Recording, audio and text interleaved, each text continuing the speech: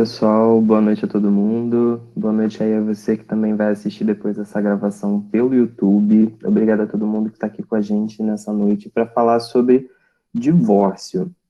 Não foi proposital, mas essa semana eu acabei não divulgando o tema, né? Eu acho que é porque eu fiquei tão enrolado montando o estudo que eu esqueci de avisar. Mas, de certa forma, pode até ter sido bom, porque se eu tivesse contado, talvez algumas pessoas não viriam, porque pensassem, divórcio, nada a ver.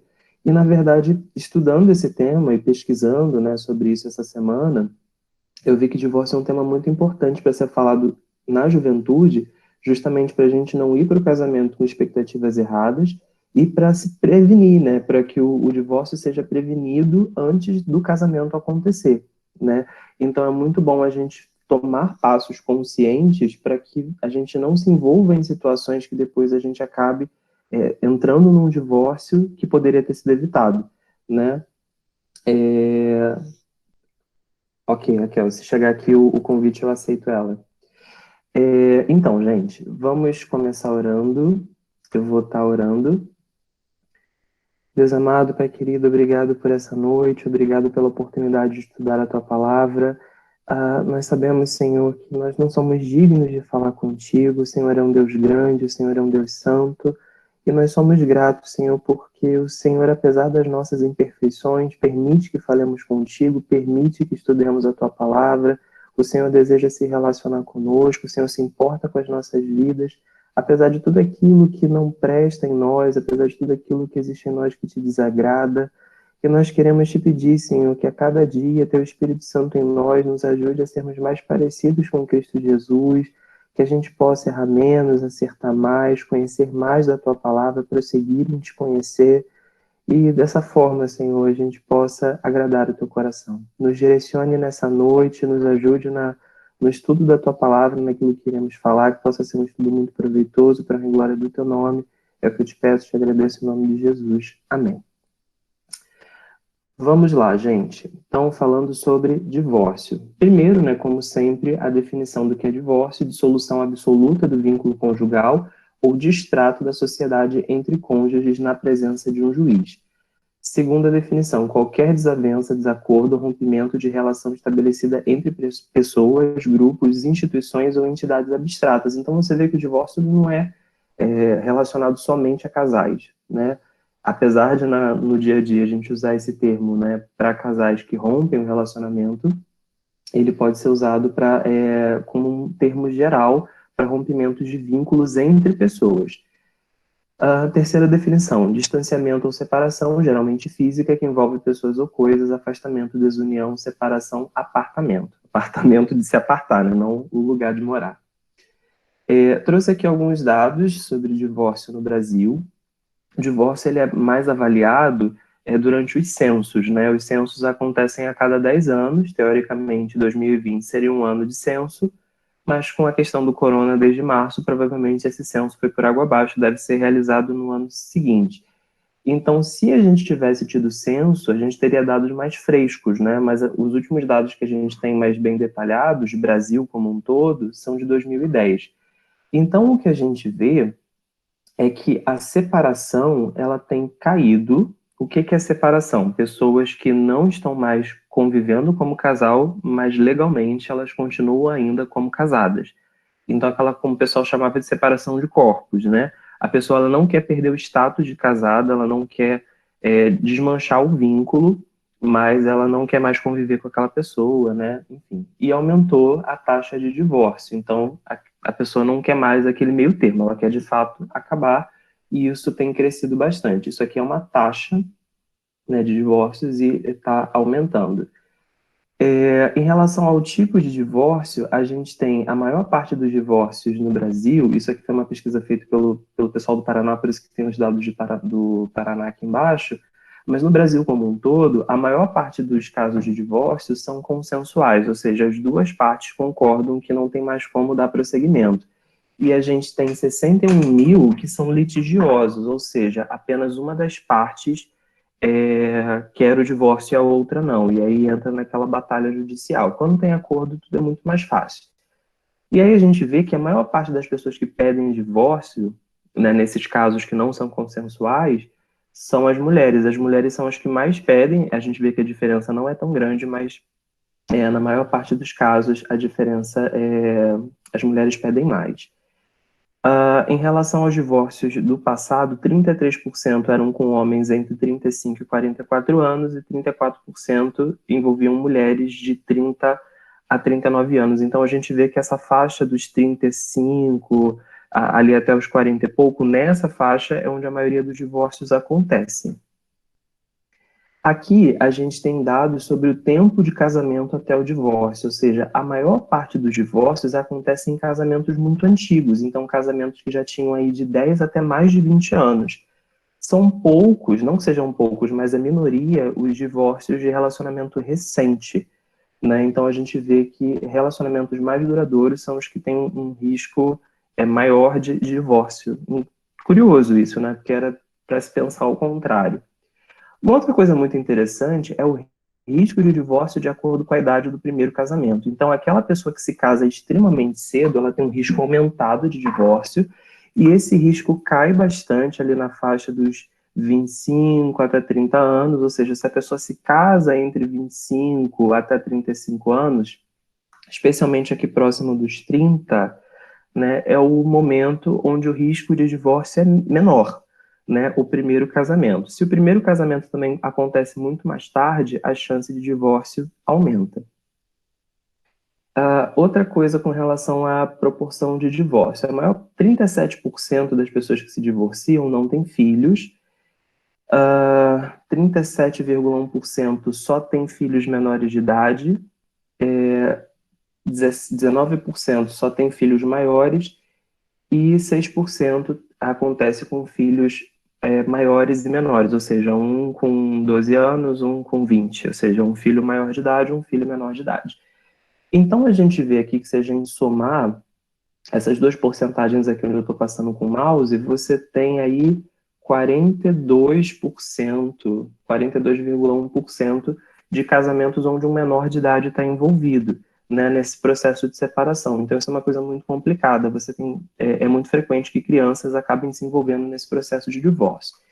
E quando precisa ter a guarda dos filhos, né, no caso desses filhos menores de idade, em 87,6% dos casos, quem fica com a guarda é a mulher, exclusivamente. E a gente sabe disso, né, na prática.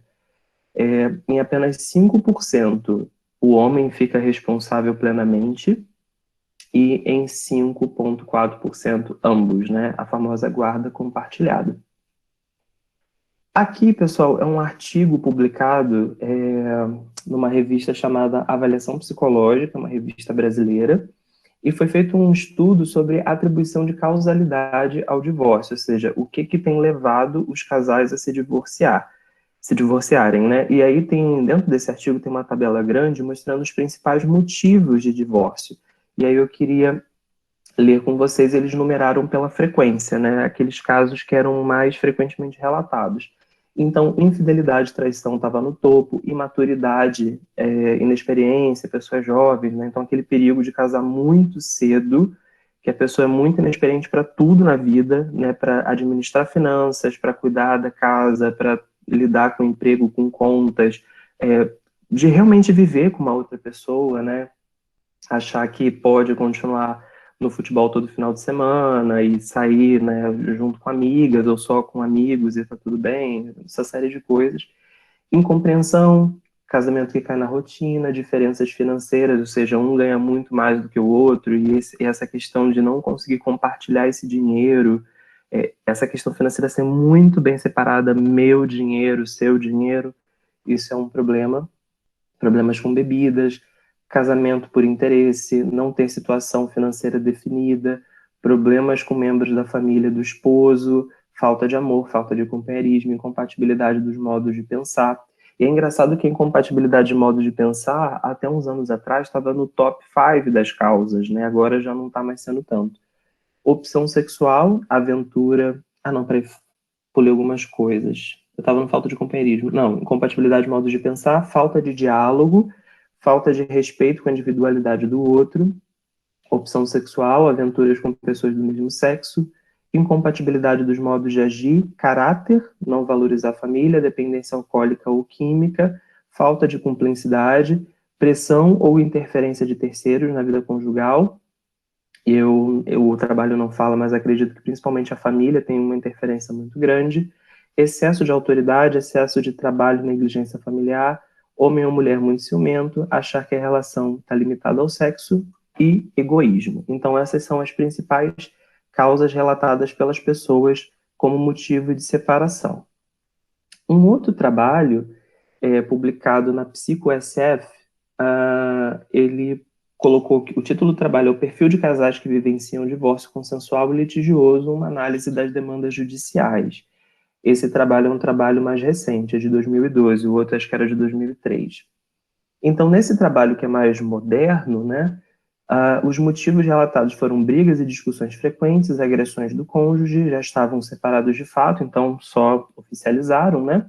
Alcoolismo do cônjuge, agressão com envolvimento dos filhos, abandono do lar pelo homem, ameaça de morte, não cumprimento dos deveres do casamento, ele coloca um asterisco aqui na linguagem jurídica, os deveres do casamento são fidelidade recíproca, vida em comum, no domicílio conjugal, mútua assistência, sustento, guarda e educação dos filhos, respeito e consideração mútuos. Então, a quebra de qualquer uma dessas coisas se enquadra nesse não cumprimento dos deveres do casamento.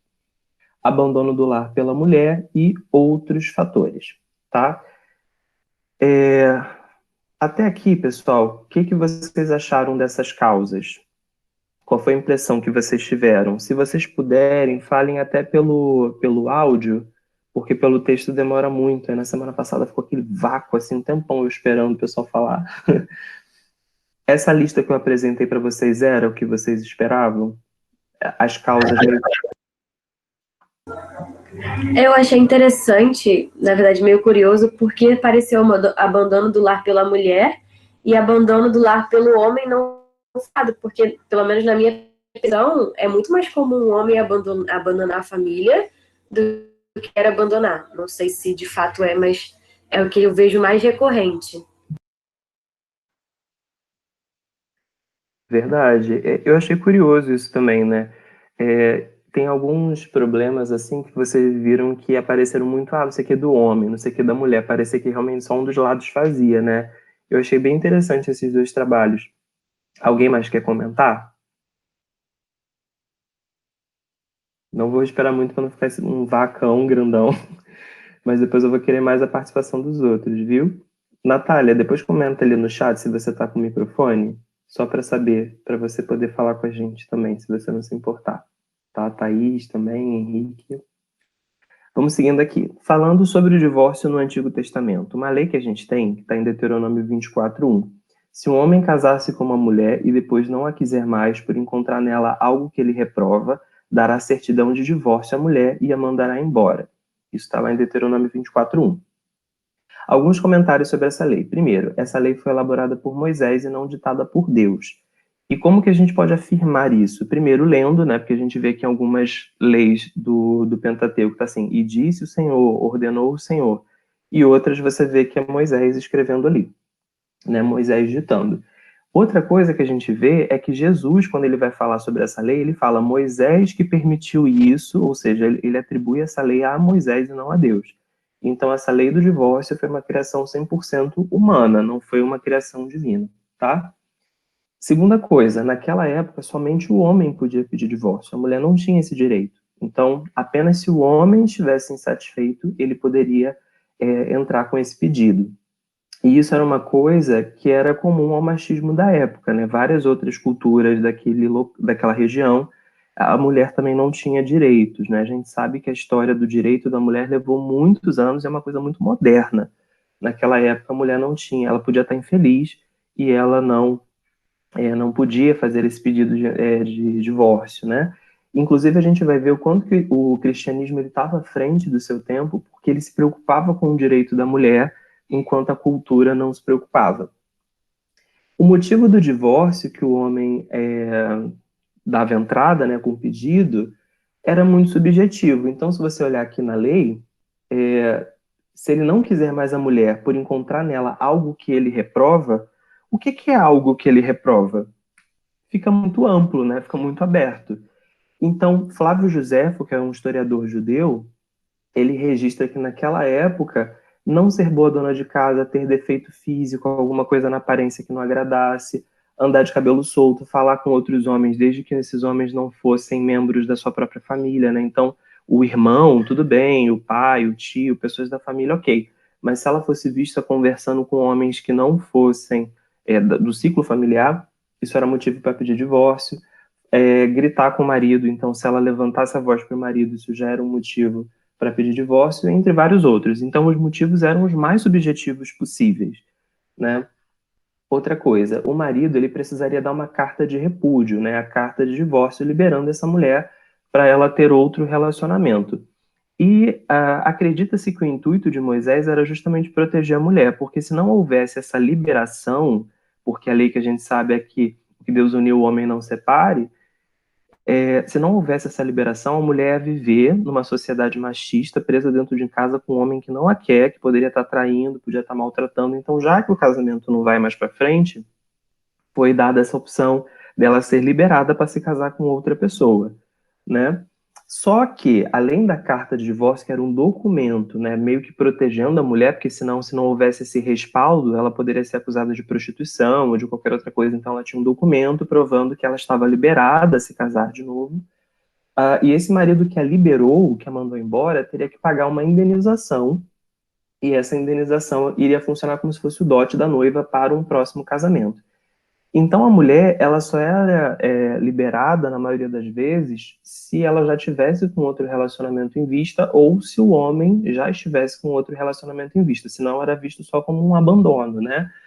E outra coisa muito interessante, que está em Deuteronômio 24:4, quem quiser depois confere aí, digamos que ela estava com esse primeiro marido, o marido pede divórcio, ela pode ir para o segundo.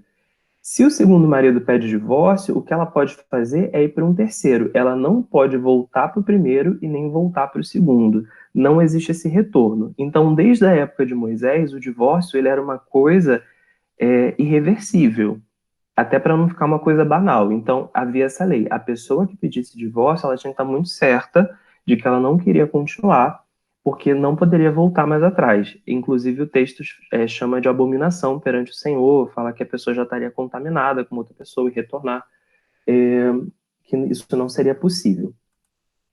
Aqui eu encontrei um modelo de como que era essa carta de repúdio, eu achei muito interessante, a galera do cartório chora de emoção quando vê um negócio desse, né? E tá assim, no XXX dias da semana, ou seja, no dia tal da semana, no dia tal do mês tal, no ano tal, eu, fulaninho, que também sou chamado filho de ciclaninho, da cidade de Nananã, junto do rio tal, por esse documento consinto de própria vontade, não sofrendo coação alguma, eu libero, repudio e afasto a ti minha esposa, fulana, que também é chamada filha de Nananã, que nesse dia na cidade de X, junto ao rio Y, e que foi minha esposa durante algum tempo. E assim eu a libero e a mando embora e afasto para que possa estar desobrigada a ter domínio sobre si mesma, para ir e casar-se com o homem que desejar, e nenhum homem pode impedi-la, deste dia em diante, e não está obrigada a nenhum homem.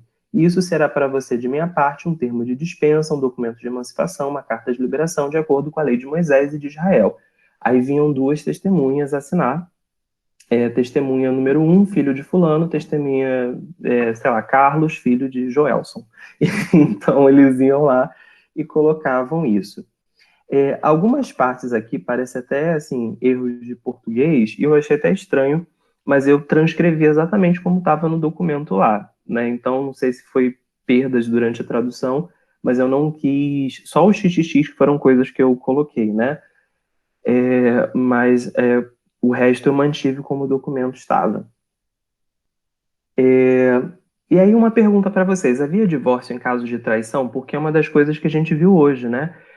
Lá naquela lista, a traição, pelo menos no trabalho mais antigo, né, naquela pesquisa de 2003, a traição estava no topo da lista. Não sei se na de 2012 também, não lembro. Mas acho que não. Em caso de traição, havia pedido de divórcio? O que vocês acham?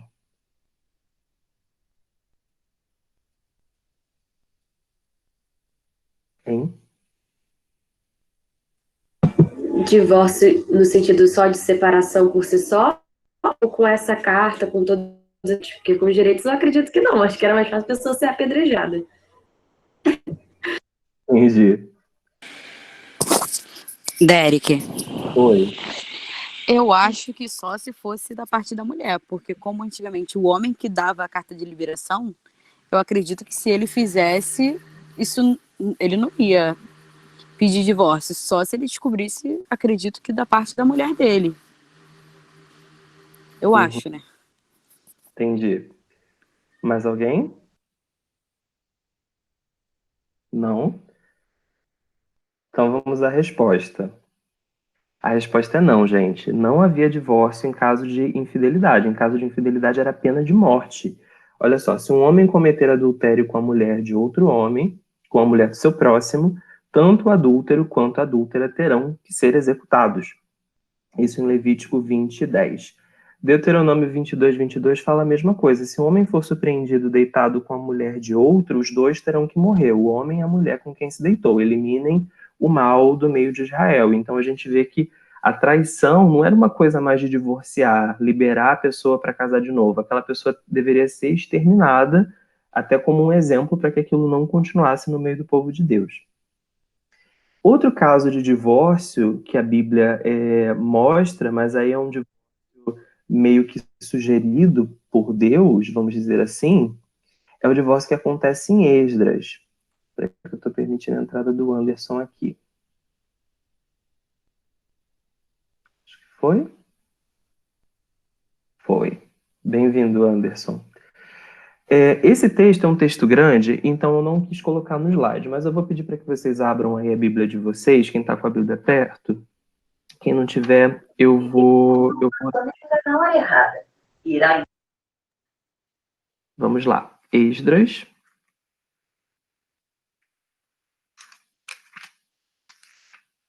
Esdras, capítulo 9. Do 10 ao 15. Vou ler, vocês acompanham aí, tá? Minha versão é a NVI. E agora, ó nosso Deus, o que poderemos dizer depois disso? Pois nós abandonamos os mandamentos que nos deste por meio dos teus servos, os profetas, quando disseste: a minha terra que vocês estão conquistando está contaminada pelas práticas repugnantes de seus povos.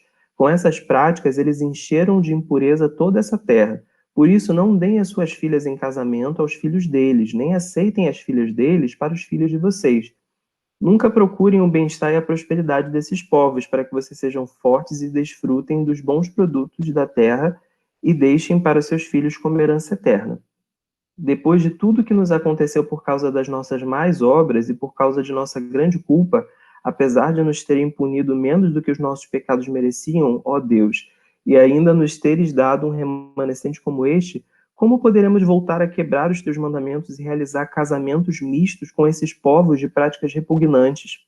Como não ficarias irado conosco e não nos destruiria e não nos deixaria sem remanescente ou sobrevivente algum? Ó Senhor Deus de Israel, tu és justo e até hoje nos deixaste sobreviver como um remanescente. Aqui estamos diante de ti com a nossa culpa, embora saibamos que por causa dela nenhum de nós pode permanecer na tua presença. Esse é o primeiro trecho de Esdras 9. Só para a gente se localizar, eles estão voltando do cativeiro babilônico, né? Estão voltando para Jerusalém, e eles se sentem punidos, zombados pelas nações, com medo de serem atacados, aquelas coisas todas, e eles começam a pensar o que a gente fez para merecer isso, né?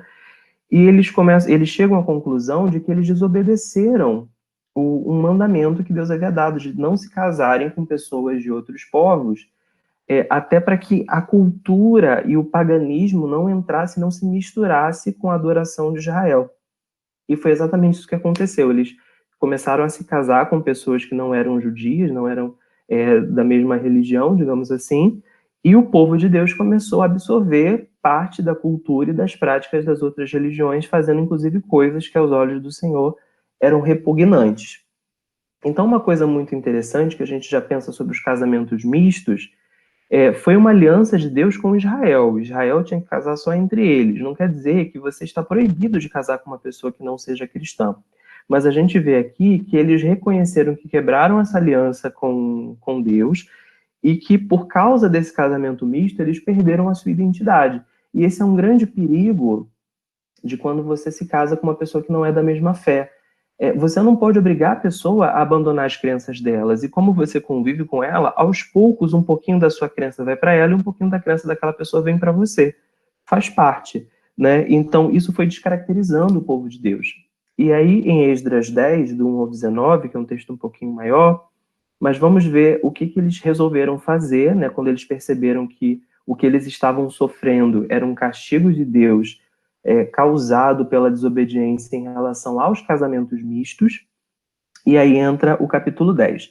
Enquanto Esdras estava orando e confessando, chorando prostrado diante do templo de Deus, uma grande multidão de israelitas, homens, mulheres e crianças, reuniram-se em volta dele e também choravam amargamente. Então Secanias, filho de Jeiel, um dos descendentes de Elão, disse a Esdras: fomos infiéis ao nosso Deus quando nos casamos com mulheres estrangeiras, procedentes dos povos vizinhos. Mas apesar disso, ainda há esperança para Israel. Façamos agora um acordo diante do nosso Deus e mandemos de volta todas essas mulheres e seus filhos, segundo o conselho do meu Senhor e daqueles que temem diante dos mandamentos de nosso Deus. Que isso seja feito em conformidade com a lei. Levante-se, essa questão está em suas mãos, mas nós o apoiaremos. Tenha coragem e mãos à obra. Esdras levantou-se e fez os sacerdotes principais, os levitas de todo Israel, jurarem que fariam o que fora sugerido. E eles juraram. Então Esdras retirou-se de diante do templo de Deus e foi para o quarto de Joanã, filho de Eliasibe. Enquanto esteve ali, não comeu nem bebeu nada, lamentando a infidelidade dos exilados. Fez-se então uma proclamação em todo o Judá e em Jerusalém, convocando todos os exilados a se reunirem em Jerusalém. Os líderes e as demais autoridades tinham decidido que aquele que não viesse no prazo de 3 dias perderia todos os seus bens e seria excluído da comunidade dos exilados. No prazo de 3 dias, todos os homens de Judá e de Benjamim tinham se reunido em Jerusalém, e no 20º dia do 9º mês, todo o povo estava sentado na praça que ficava diante do templo de Deus. Todos estavam profundamente abatidos por causa da reunião e também porque chovia muito. Então o sacerdote Esdras levantou-se e lhes disse: vocês têm sido infiéis, vocês se casaram com mulheres estrangeiras, aumentando a culpa de Israel. Agora confessem seu pecado ao Senhor, o Deus dos seus antepassados, e façam a vontade dele. Separem-se dos povos vizinhos e das suas mulheres estrangeiras. A comunidade toda respondeu em voz alta: você está certo, devemos fazer o que você diz. Mas há muita gente aqui, e essa é a estação das chuvas. Por isso não podemos ficar do lado de fora. Além disso, essa questão não pode ser resolvida em 1 ou 2 dias, pois foram muitos que assim pecaram. Que nossos líderes decidam por toda a Assembleia. Depois que cada homem de nossas cidades que se casou com mulher estrangeira, depois que cada homem de nossa cidade que se casou com uma mulher estrangeira venha numa data marcada, acompanhado dos líderes e juízes de cada cidade, para que se afaste de nós o furor da ira do nosso Deus por causa desse pecado. Somente Jonatas, filho de Azael, Jazeías, filho de Tiquivá, apoiados por Mesulão, levita, discordaram. E assim os exilados fizeram conforme proposto. O sacerdote Esdras escolheu os chefes de família para cada grupo das famílias, todos eles chamados por nome. E no primeiro dia do 10º mês, eles se sentaram para investigar cada caso. No primeiro casos de casamentos, esses foram os que casaram com mulheres estrangeiras, ele começa a falar os nomes. Eles apertaram as mãos em sinal de garantia que iam despedir suas mulheres e cada um apresentou um carneiro do rebanho como oferta por sua culpa.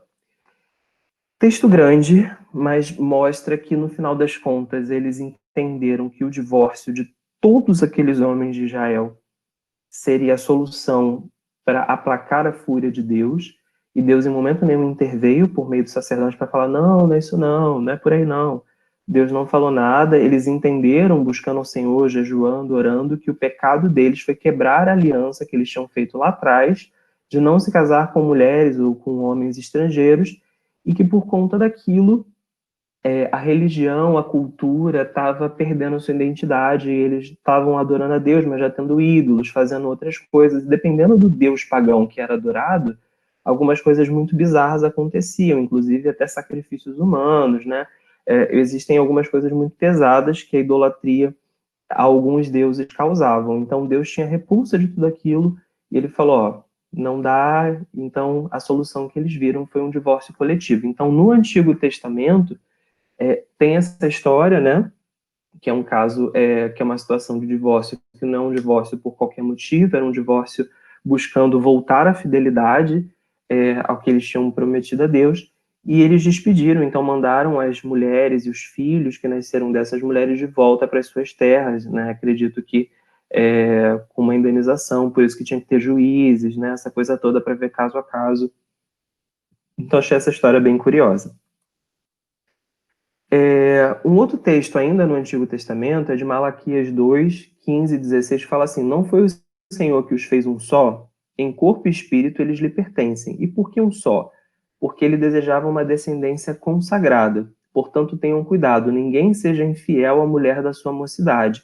Eu odeio o divórcio, diz o Senhor, o Deus de Israel. E o homem que se cobre de violência como se cobre de roupas, diz o Senhor dos Exércitos. Por isso, tenham bom senso, não sejam infiéis. Eu acho que de Velho Testamento, falando sobre divórcio, é isso, pelo menos assim, as partes mais importantes.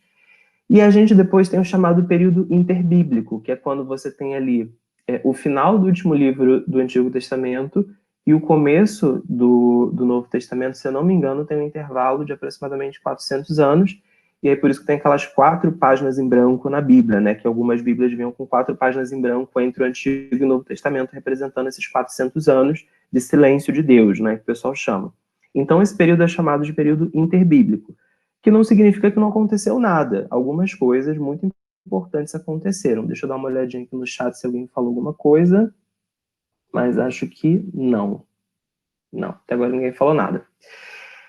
Durante esse período interbíblico, muita coisa aconteceu, e aí quando você chega no Novo Testamento, você vê Império Romano, você vê saduceus, fariseus, você vê um monte de coisa que não tinha antes, né? Porque muita coisa acontece nesses 400 anos. E as leis foram mantidas, né, por esses estudiosos da lei judaica, e 2 escolas muito importantes de interpretação da lei era a escola de Shammai e a escola de Hillel, né, que eram 2 rabinos. E aí, uma das questões muito importantes que eram debatidas nesse tempo foi o divórcio. O divórcio, ele é um tema tão trabalhado na Bíblia, porque era uma questão tão importante desde sempre, que você tem muitos textos bíblicos falando sobre o divórcio, né? E o que acontece? Esses 2 rabinos, eles eram muito influentes, e os pensamentos e os ensinamentos deles repercutiram e chegaram até o tempo de Jesus. Então, a gente vai ver no Novo Testamento alguns pensamentos que fazem menção a essas escolas, tanto de Shammai quanto de Hillel, que conflitavam, porque elas pensavam diferente. A escola de Shammai tinha uma visão radical de Deuteronômio 24:1. A carta de divórcio só poderia ser dada à mulher em caso de fornicação ou infidelidade conjugal. Então, ele restringiu, e isso não podia mais ser um divórcio por qualquer motivo, porque o divórcio estava acontecendo o tempo inteiro, toda hora, por qualquer coisa. Então, ele entendeu que essa não era a vontade de Deus e que esse não era o propósito da lei. Então, ele especifica, ele restringe, ele ensina esse rabino que a mulher só poderia ser mandada embora em caso de fornicação ou em caso de infidelidade. Restringia o divórcio e pena de morte por adultério, ou seja, no caso aqui, se a gente tem divórcio em caso de infidelidade, significa que se a pessoa traiu, ela não era mais assassinada, ela era divorciada, né? Ela era mandada embora. Ou seja, ele já tira aquela coisa da pena de morte, não tem mais essa pena de morte, e agora, em caso de adultério, vai ser dado o divórcio. Ou seja, o divórcio não é mais por qualquer coisa, é só por infidelidade e por fornicação e por adultério. Ou seja, o divórcio tem menos possibilidades e a pena de morte cai. E se a gente prestar bastante atenção, os ensinos dessa escola de Shammai são muito parecidos com o que Jesus ensina, né? Então, Jesus ele vai corroborar essa visão, está até aqui no último tópico. E esses ensinos de Shammai, que é esse rabino, eles eram relativamente aceitos por boa parte da sociedade, por boa parte dos outros estudiosos da lei, porque ele era um líder muito conceituado, apesar de ter uma visão muito diferente da visão clássica da lei, era uma visão muito bem aceita. Só que tinha a escola de Hillel, que era a escola que falava o que o povo queria ouvir, né? Então era aquela escola que tinha uma visão clássica do tema, tem até essa chargezinha aqui mostrando ele jogando pedra, papel e tesoura, onde Hillel ele tem muito mais pontos, né? O pessoal sempre gostou muito mais dele. Ele tem uma visão clássica do tema, o homem predominava sobre a mulher, então se o homem quisesse, se o homem tivesse incomodado, se o homem, tudo era focado no que o homem estava sentindo. O divórcio podia ser por qualquer motivo, e o divórcio acabava não protegendo a mulher. A mulher ficava vítima do machismo naquela época. Então, ela podia ir ou deixar de ir, não pela vontade dela, mas de acordo com os caprichos da pessoa com quem ela casou. E aí é óbvio que para a sociedade machista da época, esses ensinamentos foram muito mais bem aceitos. Só que se você reparar, esses ensinamentos são opostos um do outro, e os dois existiam ao mesmo tempo. Então ninguém conseguia dizer que Shammai estava errado, porque o cara era muito influente, ele era muito importante. E se você olhar, tem muito de Deus no ensinamento dele, parece a coisa certa, né? Sendo que Léo não era descartado porque era a interpretação clássica da lei, né? Então ele tinha esse respaldo, e sem contar que caiu no gosto popular. Então as duas escolas existiam ao mesmo tempo, os ensinamentos existiam ao mesmo tempo e entravam em choque, as pessoas não sabiam muito bem para qual lado seguir. E aí, quando a gente entra no período em que Jesus já está, a gente vê algumas menções a Shammai e Hillel. Esse texto de Mateus 19, do 13 ao 9, mostra isso. Alguns fariseus aproximaram-se dele, né, de Jesus, para pô-lo à prova. Queriam testar Jesus, justamente porque tinham essas diferenças, eles queriam saber de que lado Jesus estava. Perdão. E perguntaram: é permitido ao homem divorciar-se de sua mulher por qualquer motivo? Ou seja, uma corrente não acreditava que poderia ser por qualquer motivo, né? Shammai tinha motivos específicos. Já Hillel podia ser por qualquer coisa. Então ele está perguntando: é permitido ao homem divorciar por qualquer motivo? Qual era a intenção dessa pergunta? Se Jesus falasse sim, ele ia contra a escola de Shammai e parecia uma coisa que não ia bater com o discurso dele, né? Mas se ele falasse que Léo estava errado, ele estava criticando a própria lei de Moisés, que dava esse respaldo, né? Então, ou Jesus quebrava seu próprio discurso, ou ele ia contra a lei. Ou seja, dependendo de qualquer resposta que ele desse, ele ficava numa situação complicada. Jesus respondeu: vocês não leram que no princípio o Criador os fez homem e mulher e disse: por essa razão o homem deixará o pai e a mãe, se unirá à sua mulher e serão os dois se tornarão uma só carne? Assim eles já não são dois, mas sim uma só carne. Portanto, o que Deus uniu, ninguém o separe. O próprio Antigo Testamento vai dizer que o divórcio não é banal assim. Porque antes da lei de Moisés já havia lá no Gênesis essa coisa, né? De você não separar. Aí eles perguntaram: então por que Moisés mandou dar uma certidão de divórcio à mulher e mandá-la embora? Eles já jogam uma outra pergunta. Se esse era o intuito de Deus desde sempre, então para que raios Moisés inventou de criar uma certidão de divórcio se isso estaria errado? Então, percebe como eles eram muito maliciosos? Eles queriam pegar Jesus nessas diferenças de Shammai e Hillel. Não funcionou. Aí depois eles queriam fazer Jesus criticar Moisés, que seria uma coisa que também ia dar problema. E aí Jesus respondeu: Moisés lhes permitiu divorciar-se das suas mulheres por causa da dureza do coração de vocês, até para proteger, né, a mulher. Imagina você ficar dentro de casa, casado com uma pessoa que não te quer, que não te respeita, que não te ama, que vai te agredir, que vai te faltar com carinho, com respeito, né? E ele colocou: mas não foi assim desde o princípio, né, lá no Gênesis. Eu lhes digo que todo aquele que se divorciar da sua mulher, exceto por imoralidade sexual, e se casar com outra mulher, estará cometendo adultério. E aí a gente vê que ele se aproxima muito mais da escola de Shammai, e a gente entra num outro problema. Ou seja, existem muitos casais que se divorciam e se casam de novo, e não se casam, e não se divorciaram por causa de imoralidade sexual. E aí, por essa frase de Jesus, dá a entender que quem se casa novamente está adulterando. Se essa pessoa se divorciou por qualquer motivo e se casa de novo, esse novo casamento parece não ter a bênção de Deus, segundo essa frase de Jesus batendo o olho rápido assim, né? Batendo de cara. Mas a gente vai estudar melhor isso, tá? Outra situação aqui que está em João 8, do 3 ao 11. Os escribas e fariseus trouxeram-lhe uma mulher apanhada em adultério e, pondo-a no meio, disseram: Mestre, essa mulher foi apanhada no próprio ato, adulterando, e na lei que Moisés nos mandou, diz que elas devem ser apedrejadas. E você, o que você diz? Então você vê de novo que eles fazem uma citação à lei, ou seja, adultério é passível de pena de morte, sendo que essa já não era mais a visão da escola de Shammai, era ainda a visão de Hillel. Então, eles de novo trazem esse conflito para dividir. Eles queriam que Jesus desse uma resposta que dividisse seus seguidores. É como se ele perdesse 50% dos seguidores dele por se posicionar do lado de um dos dois, né? Aí ele fala, mas e você? O que você diz? O que você acha? E o próprio autor, que é João, ele faz um comentário depois. Isso diziam eles tentando Jesus para que tivessem de que o acusar. Então você vê que essas perguntas são capciosas para tentar derrubar Jesus nas próprias palavras. Mas Jesus, inclinando-se, escrevia com o dedo na terra.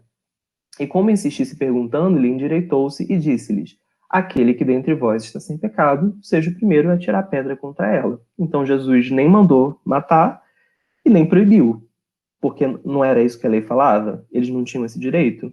Então, ok. Mas Jesus falou uma condição. Então, já que vocês são muito santos, então que seja o primeiro, que era justamente aquela pessoa que deveria ser como se fosse a testemunha de acusação, aquela pessoa que daria a palavra de, não um veredito, mas aquela pessoa responsável por trazer as provas. Eu sou a testemunha de que ela foi pega em adultério. Então, aquele que está sem pecado, que está em paz com sua consciência, está com a vida certinha, se sente no direito, vai lá, pode começar. E traz um peso, né? Porque todo mundo acha que sabe que o outro não está muito certo da vida, e depois o pessoal fala, ih, lá, fulano se candidatou para ser o primeiro? Como se a gente não soubesse que ele faz isso, aquilo. E aí, Jesus voltou a escrever na terra. Eu acho muito interessante que Jesus não ficou ansioso para ver o que ia acontecer. Eu acho que ele sabia o que ia... Acho não, eu tenho certeza, né? Que ele sabia o que ia acontecer, ele lançou a treta lá, voltou para a escrita dele. Voltou para escrever no chão. Quando ouviram isso, saíram um a um, a começar pelos mais velhos até os últimos, ficaram só Jesus e a mulher que estava no meio. E endireitando-se, Jesus, e não vendo ninguém mais do que a mulher, disse-lhe, mulher, onde estão aqueles teus acusadores? Ninguém te condenou?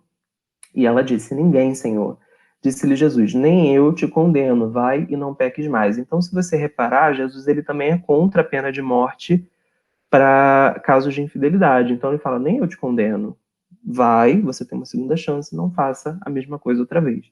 Então, a gente vê o quanto que o ensino de Jesus ele era muito parecido com a escola de Shammai, mesmo que ele não admitisse isso plenamente em público, né? Mesmo que ele não se posicionasse, claramente, eu concordo com Shammai, mas a gente vê que os ensinos dele batiam, né? Porque parecem mesmo a vontade de Deus.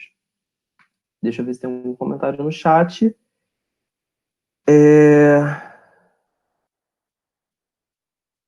Tá falhando o meu áudio, pessoal? A Thaís falou que tá ok.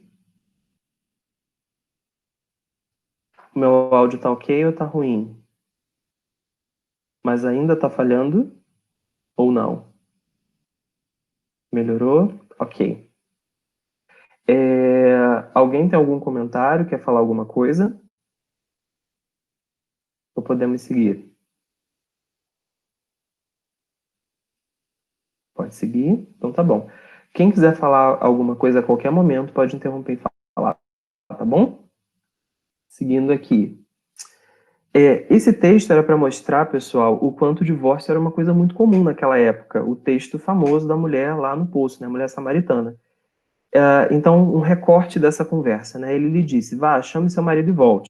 Não tenho marido, respondeu a mulher. Peraí que alguém chegou. Tiago. Ele falou, não tenho marido, respondeu ela. Disse-lhe Jesus, você falou corretamente dizendo que não tem marido. O fato é que você já teve 5, e o homem com quem você vive agora não é seu marido. O que você acabou de dizer é verdade. João 4, 16 ao 18. Então, 2 comentários. O primeiro, que a gente não tem como saber se esses 5 casamentos foram 5 divórcios. Talvez algum marido morreu e tal, mas é pouco provável que ela tenha sepultado 5 maridos. A gente acredita assim, que pelo menos 3 casos ali foi de divórcio, né? Que ela foi liberada pelos maridos anteriores. Ou seja, ela teve até 5 possíveis divórcios e ela ainda estava vivendo um caso de fornicação, ou seja, ela estava com uma pessoa que não era marido dela. Então a gente vê o quanto esse liberar, né? Ah, você está liberada agora, pode casar de novo. Então isso era muito comum, as pessoas eram liberadas, casavam de novo, voltavam a casar. Né? E não era isso que Deus queria, né? Então você vê que a lei de Moisés virou uma coisa banal, assim. A galera casava e separava facilmente. Outra coisa interessante é que Jesus, quando conversa com essa mulher, ele em nenhum momento dá esse tom de pena de morte, né? Ele sabe que ela se divorciou, sabe, provavelmente não se divorciou, enfim, não, ela se divorciou, mas que ela estava num caso de fornicação e não era passível de pena de morte, ele não dá essa ideia, né? Então, na verdade, essa conversa de Jesus, ela não teve tanto um caráter acusador, como parece, né, quando a gente lê. Ali foi meio que o processo de conversão dela. Jesus expõe o pecado somente para ela, né, não conta isso publicamente, e aí ele começa a se apresentar como Salvador, né, como o Messias que estava sendo esperado. Mas esse texto eu queria trazer só para vocês essa ideia de que aquela mulher com quem Jesus conversou já teve 5 maridos. E aí, provavelmente, pelo menos 3, talvez até os 5, sejam por causa de divórcio. Uma outra coisa interessante do ensino de Jesus, que está em Marcos 10, do 11 ao 12, é o seguinte, ó, ele respondeu, todo aquele que se divorciar de sua mulher e se casar com outra estará cometendo adultério contra ela. Aí a gente já viu. E se ela se divorciar de seu marido e se casar com outro, estará cometendo adultério. O que traz de diferente nesse texto em relação aos demais? Que, segundo Jesus, a mulher tem tanto direito quanto o homem de pedir esse divórcio, né? Então, na visão de Jesus, o divórcio não era uma prerrogativa masculina, mas ele deixa claro que, tirando aquela exceção da imoralidade sexual, que foi uma exceção colocada pelo próprio Jesus, qualquer outro caso que a pessoa se divorciasse, tanto a pedido do homem quanto a pedido da mulher, que é aí que está uma grande novidade, que isso foi Jesus que trouxe, né? Que a mulher também tinha esse direito. Se não fosse por imoralidade sexual, ele estaria cometendo, ou ela estaria cometendo, adultério. Isso é muito interessante porque o evangelho, ele não é para instituir hierarquias sociais, né? Então, esse texto de Gálatas deixa isso muito claro. Por que o evangelho traz tanta dignificação, tanta dignidade para a mulher? Porque o evangelho nivela todo mundo. Isso que é muito legal, o verdadeiro evangelho, né? E Gálatas, ele traz isso. Todos vocês são filhos de Deus mediante a fé em Cristo Jesus, pois os que em Cristo foram batizados, de Cristo se revestiram. Não há judeu nem grego, ou seja, não tem o povo escolhido e os gentios a ralé, isso não existe no evangelho. Não tem escravo nem livre, que era uma hierarquia, né? O senhorzinho e o carinha da senzala, isso não existe no evangelho.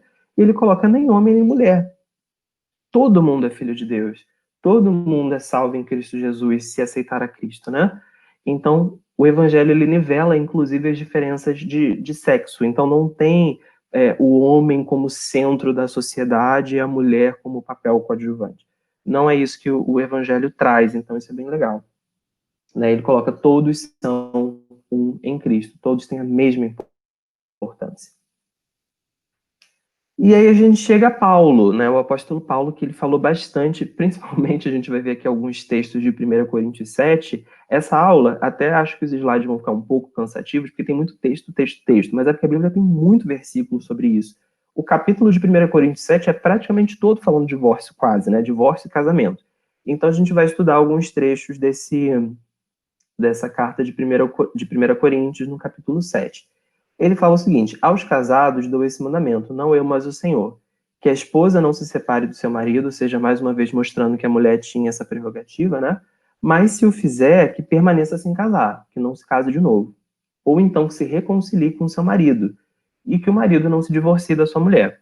Então, isso Paulo falando em 1 Coríntios 7, do 10 ao 11. E aí, se a gente pegar esse texto, a gente pode pensar naquilo que eu falei antes sobre como era no Antigo Testamento e como é agora, o que mudou e o que permanece igual. Vamos dar uma olhada nas diferenças primeiro. Segundo a carta de Paulo, a mulher podia pedir divórcio. Então, isso era uma diferença em relação ao Antigo Testamento. Segunda diferença, o homem não podia se divorciar por qualquer motivo. No passado podia, agora não mais. Terceira coisa, não poderia haver um novo casamento após o divórcio, que também era uma coisa que antes era permitida e agora não mais. Então, antes, o homem podia casar quantas vezes quisesse e a mulher também, né, se ela recebesse essa carta de divórcio. Agora não é mais assim, não. Ele fala o seguinte, não é para divorciar, e essa primeira parte, né, esse trecho que eu li para vocês, é um trecho que foi escrito para crentes, tá? Aqui é para um casamento onde o homem é crente e a mulher é crente. não é para se divorciar em caso nenhum, a não ser em caso de imoralidade, que foi o que Jesus estipulou. Caso você se divorcie, que você não volte a casar, que você fique na sua para sempre. Essa que é a ideia. Senão você está adulterando. E o que manteve em relação ao Antigo Testamento? Não poderia haver retorno para o relacionamento, para o mesmo relacionamento após o divórcio. Aliás, isso não manteve não, né? Isso mudou também. Eu tenho até que consertar esse slide aqui.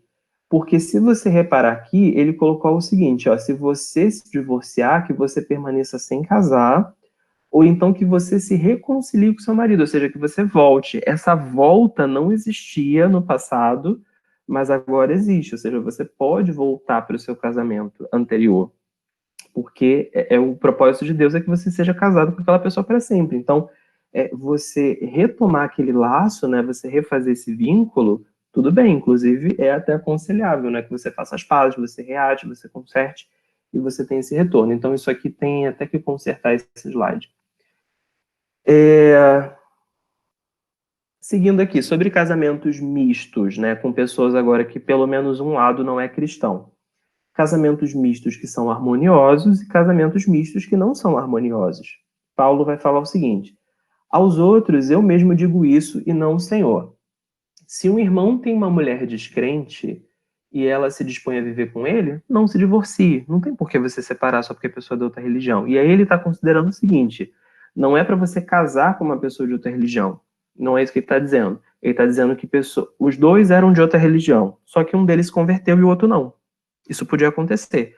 E aí, caso isso acontecesse, não era para você se separar, tá? E se uma mulher tem um marido descrente e ele se dispõe a viver com ela, não se divorcie dele. Então você vê que tanto para a mulher quanto para o homem é a mesma regra, né? Então o evangelho nivelou essas diferenças sociais. Pois o marido descrente é santificado por meio da mulher e a mulher descrente é santificada por meio do marido. Se assim não fosse, seus filhos seriam impuros, mas agora são santos. Todavia, se o descrente separar-se, que se separe. O que ele está querendo dizer aí? Você estava casado com uma pessoa que era de outra religião, vocês dois eram de outra religião. Você se converte.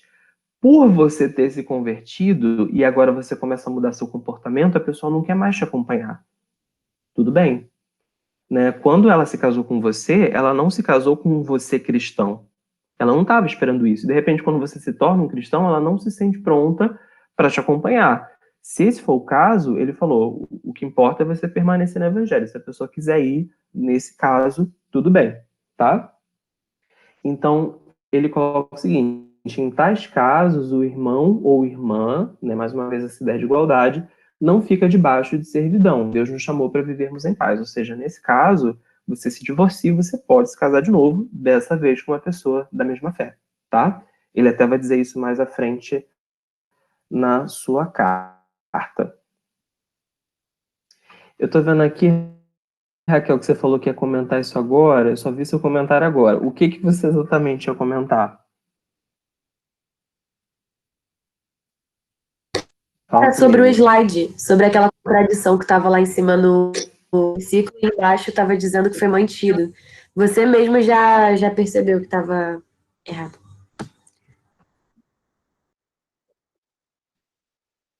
Ah, sim. Porque o que acontece, gente, eu fico fazendo muitas coisas, né, ao longo da semana. Aí eu fico pesquisando, lendo, montando slide. E eu sempre termino de montar o slide no mesmo dia do estudo e às vezes pouco tempo antes, né? Então não dá tempo de eu passar um olho em todos eles. Então, esse slide, por exemplo, que eu tô agora, eu só vi ele 2 vezes. A primeira vez quando eu fiz e agora que eu tô falando ele de novo.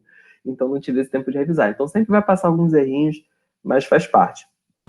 Não, tem problema. Outra questão do... Oi? Tem problema nenhum, isso acontece mesmo, tá tudo certo.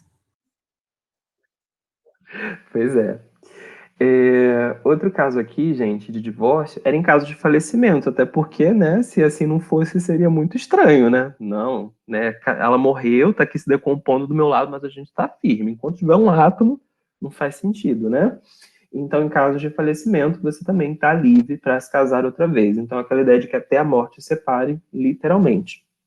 1 Coríntios 7,39 fala: a mulher está ligada ao seu marido enquanto ele viver, mas se o marido morrer, ela está livre para se casar com quem quiser, contanto que ele pertença ao Senhor. Então você vê que tem essa regra, você casa de novo, tudo bem, mas o seu novo casamento tem que ser com alguém da mesma fé. No primeiro, pode ter aquele caso que ele comentou antes, ou seja, os dois eram de outra crença, de outra fé, e um se converte. Nesse caso, o casamento, se for harmonioso, pode seguir do jeito que está. Ele fala que aquele que pertence ao Senhor santifica o outro. Não tem problema nenhum. Você é um só com aquela pessoa, e por você pertencer ao Senhor, aquele relacionamento está santificado, mas porque você se converteu depois. Agora, o que não pode é você pertencer ao Senhor e buscar no meio de outra crença, no meio de outras práticas, uma pessoa para conviver com você, e aí isso vai dar muito problema. Eu sei que isso é polêmico, de repente alguém que vai ouvir isso depois no YouTube vai ficar assim, ai, que absurdo. Mas na prática, gente, são muitas as situações assim que tem de tudo para dar errado. A gente sabe que quando a gente está na mesma fé, já dá errado muitas vezes, né? Não muitas, mas em algumas vezes. Quando são crenças diferentes, é ainda mais difícil. Porque, por exemplo, chega num domingo, você vai na igreja e você deixa o seu cônjuge na porta da igreja católica, ou do centro, ou de outro lugar, e aí depois você passa lá. Aí, poxa, vai ter alguma programação, Dia das Mães, Dia dos Pais, reunião da família, vai estar só você.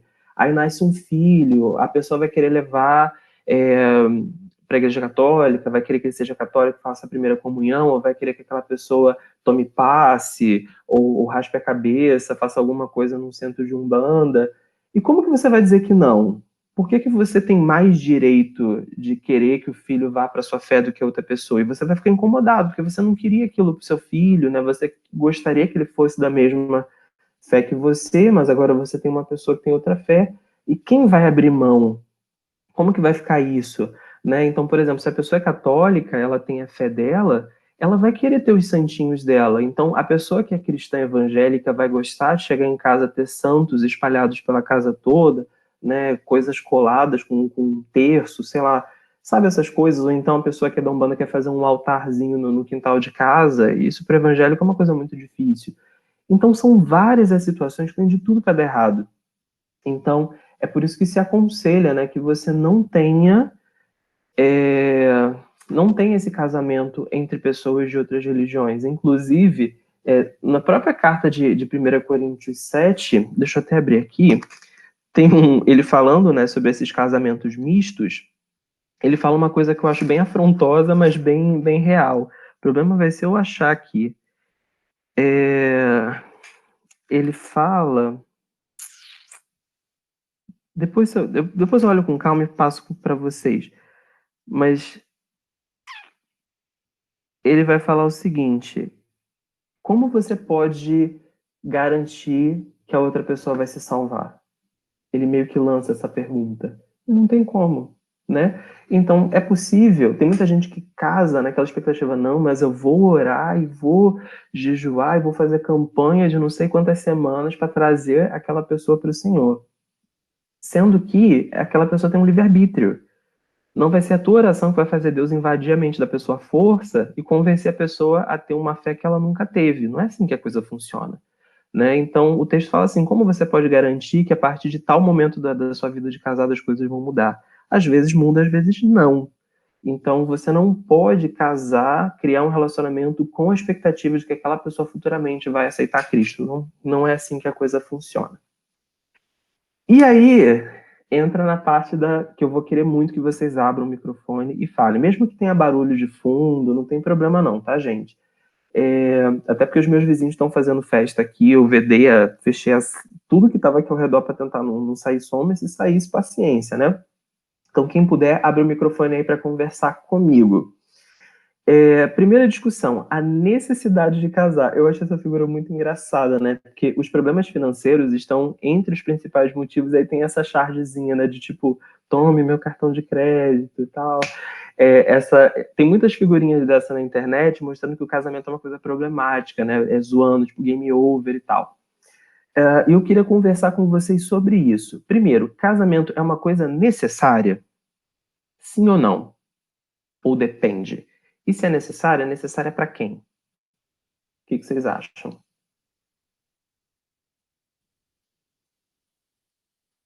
Cri-cri.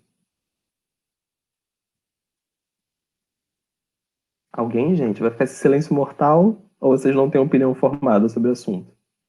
Casar, sabe?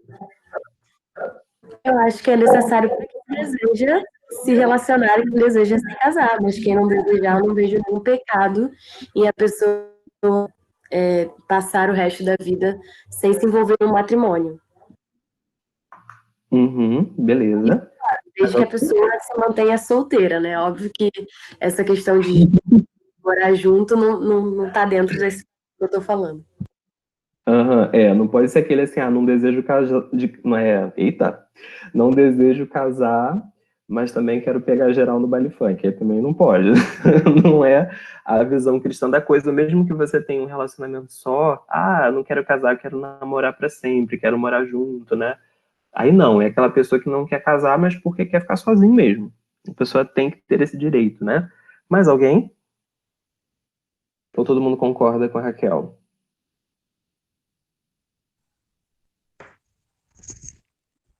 Eu também concordo. Eu acho que é uma coisa necessária para quem deseja, para quem você quer, você tem um interesse, né? Você tem aquele, você quer juntar, né, com alguém, criar uma vida ao lado daquela pessoa, ter, né, um relacionamento a dois e, claro, seguir nos caminhos de Deus. Eu acho que sim, é necessário. Para esse ponto, sim. Mas não é aquela coisa forçada, né? Eu acho que é uma coisa natural. Você tem o desejo, você quer aquela coisa para você. Então não é uma coisa forçada, né? Chega a ser o tipo, que às vezes o necessário acaba ficando uma coisa meio que forçada, mas eu acho que é natural, entendeu? Quando você tem o desejo de se relacionar e criar uma vida juntos, você automaticamente você vai querer se casar e criar esses laços. E no mais, eu também concordo com a Raquel, a questão do, né, a pessoa que quiser ficar solteira é um particular dela. Eu acho que não faz mal nenhum. Uhum. Beleza. Thaís, quer falar alguma coisa? A Natália falou que concorda também. É... Existe... Desculpa te interromper. Fala. Mas se eu não me engano, tem até um versículo que fala sobre isso, né? Acho que é Paulo mesmo que diz sobre isso, dessa questão da pessoa se manter solteira, até para a questão de ministério, para dedicação à obra de Deus e tudo mais, porque você acaba dispondo de um pouco mais de tempo, né? De um pouco mais de talvez um tempo que você fosse dedicar para sua casa, para sua família, para o seu esposo, é um tempo a mais que você vai ter para se dedicar inteiramente para Deus. Uhum. A gente vai mostrar esse versículo daqui a pouquinho, mas é isso mesmo. E assim, aproveitando o gancho do que vocês falaram, existem pessoas que não sentem necessidade de casar. Eu conheço gente que fala assim, gente, eu não sinto a menor necessidade de estar com alguém. Tem gente que não quer casar por trauma, enfim, não quer relacionamento por algum problema psicológico, trauma do passado, mas tem gente que não quer porque não quer mesmo, tá feliz sozinho. E a Bíblia chama isso de dom do celibato, ou seja, a pessoa que é a capacidade de ser feliz sem precisar ter outra pessoa. Isso é um dom, nem todo mundo consegue isso, né? Sendo que não sei se vocês já conheceram alguém assim. Se tiver, vocês coloquem no chat ou falem comigo depois aí abrindo o áudio. Eu conheço gente assim. Gente que já tá com 40 e pouco, indo pra 50. Fala assim, gente, eu não tô afim de casar, não tô afim de namorar, tentei, era só dor de cabeça, eu não era feliz naquilo ali. E não é questão de homossexualidade, tipo, não deu certo, é porque a pessoa gosta do mesmo sexo ou qualquer outra. Não, a pessoa não quer ninguém. Entendeu? A pessoa não quer, ela quer ficar sozinha. Sendo que essas pessoas, elas são alvo de muita piadinha, né? De muita pressão. Parece que a sociedade não lida bem com pessoas solteiras para sempre. Vocês não têm essa impressão também? De que a família começa a fazer pressão, de que os amigos começam a fazer pressão. E eu queria saber de vocês, vocês acham que essa pressão para casar, como se você tivesse que casar em algum momento da sua vida, isso existe? E se essas pessoas se deixam levar por essa pressão, será que elas conseguem ser felizes? O que vocês acham? Oi, existe essa pressão, tá? Eu sei bem como é isso. Existe e provavelmente essas pessoas não vão ser felizes, a não ser que no meio do caminho as coisas mudem. Porque você não vai fazer aquilo por vontade própria, você vai fazer por influência de alguém. Eu acho que você tem que casar porque você sente o desejo de crescer com aquela pessoa, você tem aquela verdadeira vontade de estar junto. E não para ficar sozinho, ou porque a família tá falando que já tá na hora, já tá passando da idade, você tá ficando velho, melhor casar logo. Essas coisas, sabe? Uhum. Senti até um tom de desabafo, hein, Natália? Vocês, meus amigos, Espero que não, porque você tá nova ainda. sempre vêm com essa. Não, mas eu quero ir no teu casamento, Natália, tu nem inventa. Olha eu me contradizendo aqui, né? Então, seguindo aqui. Então a gente já viu que não tem, né, não tem muitas chances da pessoa ser feliz se ela se casa forçada só para estar num relacionamento. E a gente conhece pessoas que muitas vezes mantêm um casamento e até não se divorciam, é, ou então casa só para isso, só para estar casada, né?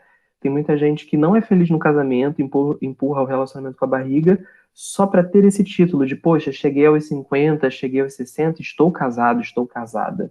Porque mesmo quem é da cachorrice, né, quer pegar geral e tal, quando vai envelhecendo, a pessoa meio que sente essa necessidade de parar do lado de alguém, né? Muita gente tem isso. Então parece que chega num determinado ponto da vida e se você não estiver com uma família, você é meio que um loser, né? Você é um fracassado. Sendo que se você se casa só por isso, você não vai ser feliz, né? E aí, tem vantagem e desvantagem de casar? Quais são as vantagens de casar e quais são as desvantagens de casar? Umas perguntas meio filosóficas. Não sei se vocês já pararam para pensar nisso, assim. O que que vocês acham? Vantagens de casar. Eu acho que dentre as vantagens você já citou, de você construir uma família, construir uma base, né? E você deixar um legado mesmo, você saber que depois ele para perpetuar é, a sua história, né? E você no futuro trazer um pouco menos dessa sensação de solidão. Você, porque nem sempre é regra, né? Tem muito filho que abandona, mas depois, se no futuro, se você conseguir, né, criar direitinho seus filhos e seus filhos pessoas boas, no final você ter certeza de que vai ter alguém ali para cuidar de você, de que você vai poder ir com alguém. Não é aconselhável também, né? Mas tem muita gente que acaba saindo de casa e se casando para fugir de uma situação agradável dentro do próprio ambiente familiar e tudo mais. Não é legal que isso aconteça, mas nesse caso, por exemplo, é até uma maneira de você construir a sua própria história. Se você vem de um ambiente que não é muito legal, de um ambiente familiar triste, de você tentar aplicar de uma maneira contrária que você viveu. Tudo que foi de ruim na sua história, tudo que foi de triste na sua infância, tentar aplicar agora de maneira positiva sobre outra pessoa. Você não repetir os mesmos erros que foram cometidos com você agora como pais, enfim. E você ter alguém do seu lado, né? Porque até os próprios filhos depois crescem, têm suas vidas, mas você ter um companheiro ali de vida, acho que faz toda a diferença também.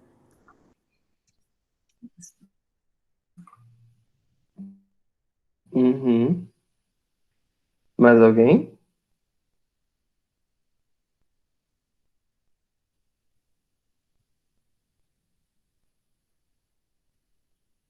Eu tô vendo aqui, pessoal, que o meu computador, ele tá muito lento, então talvez até por isso que meu áudio possa estar travando bastante aí. O Anderson colocou que concorda com a Raquel, que tem o desejo de construir um legado, construir uma família, poder ver meus filhos, até mesmo servir de exemplo para eles. Legal. Então a gente falou de. Eu penso até também assim, por exemplo, gente, não sei se para vocês também é assim, né? Thaís tá aí, minha noiva e tal. E assim, a vida de namorado ela é muito limitada, né? Então você tem horário para sair, horário para chegar, você não. Aquele sentimento ruim de ter que se despedir, né? Ah, deu minha hora, tem que ir, tá ficando tarde, né? Não sei o quê. E quando você tá casado, você tá morando com aquela pessoa, você não precisa se despedir mais, né? Você tá ali, você pode, sabe, de uma sexta para um sábado, se quiser ver um filme de madrugada, sabe, maratonar alguma coisa no Netflix num dia frio, debaixo da coberta. Beleza, são coisas que, como namorado, é muito difícil, né, você viver. Mas eu estou falando que é uma das vantagens também.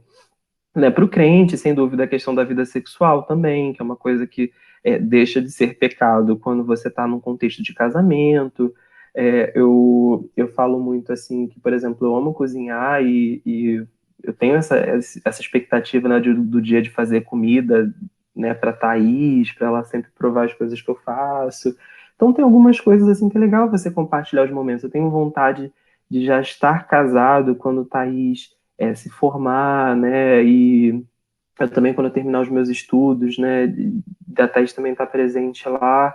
Então, de compartilhar esses momentos um com o outro, né? É super legal. O Anderson falando que é auxiliar de cozinha da Raquel. Pois é, mas é legal isso, gente, é muito maneiro. Então, você poder viver essas coisas do dia a dia. É... Raquel mandando parar de expor. Eu vou parar de expor a Thaís também. Vamos lá. 1 Coríntios 7, do 1 ao 2 e do 6 ao 8 fala o seguinte: quanto aos assuntos sobre os quais vocês escreveram, é bom que o homem não toque em mulher. Mas por causa da imoralidade, cada um deve ter a sua esposa e cada mulher seu próprio marido. Digo isso como concessão e não como mandamento. Gostaria que todos os homens fossem como eu, mas cada um tem o seu próprio dom da parte de Deus, um de um modo, outro de outro. Digo, porém, aos solteiros e às viúvas, é bom que permaneçam como eu. Muita gente acha que Paulo ele era tipo um solteirão que não estava com ninguém e estava de boa com isso. Sendo que é muito provável que Paulo fosse viúvo, porque ele teve um cargo religioso antes de se converter ao cristianismo, né? Ele tinha uma importância no judaísmo muito grande, ele era fariseu, e dificilmente você teria um fariseu solteiro, né? Então é muito provável que ele tivesse sido casado e perdeu a esposa em algum momento. Ele era viúvo, mas não voltou a casar novamente e estava bem, estava feliz desse jeito. E por conta disso ele conseguiu se dedicar, né, plenamente à propagação do evangelho. Então ele fala assim, olha, na boa, é como se ele falasse assim, já fui casado, já fui solteiro e é melhor ser solteiro. É basicamente isso que ele está falando. A gente, como crente, discorda um pouquinho. Mas ele fala isso, né? É bom que vocês permanecessem como eu, mas se não dá, tudo bem, né? Para que vocês não caiam em pecado, então se casem. É meio que isso que ele está dizendo. Você está casado, não procure separar-se. Está solteiro, não procure esposa. Paulo, não consigo concordar, não consigo dizer amém para esse texto. Não sei vocês. Mas se vier a casar-se, não comete pecado. Ufa, graças a Deus, né? E se uma virgem se casar, também não comete pecado. Mas aqueles que se casarem enfrentarão muitas dificuldades na vida. Eu gostaria de poupá-los disso. Eu acho que ele teve um casamento muito ruim, gente. Não é possível. Que pessimismo é esse, meu jovem? 1 Coríntios 7, do 32 ao 34. Gostaria de vê-los livres de preocupação. O homem que não é casado preocupa-se com as coisas do Senhor, em como agradar ao Senhor. Mas o homem casado preocupa-se com as coisas desse mundo, em como agradar sua mulher, e está dividido.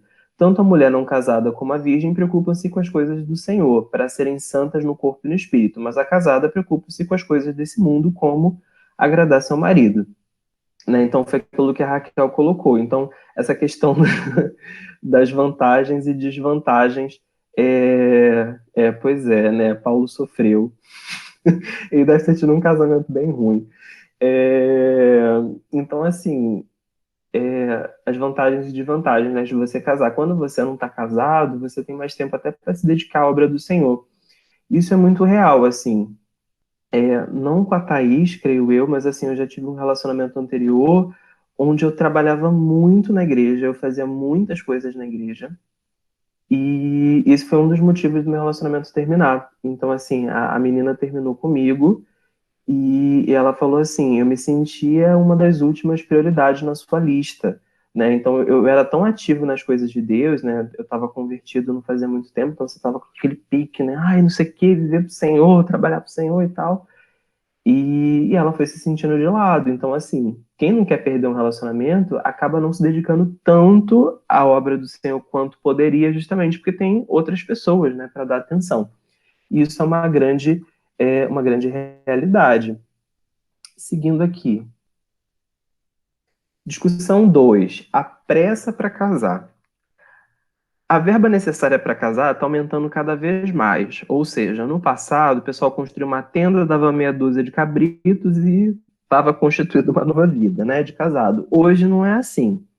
Inclusive, eu vi uma coisa muito interessante no Facebook esses dias, que é o seguinte. Hoje, para você casar, você tem que ter a sua casa, o seu apartamento, que já custa aí 150 mil, 200 mil em algumas situações, às vezes um pouquinho mais, um pouquinho menos.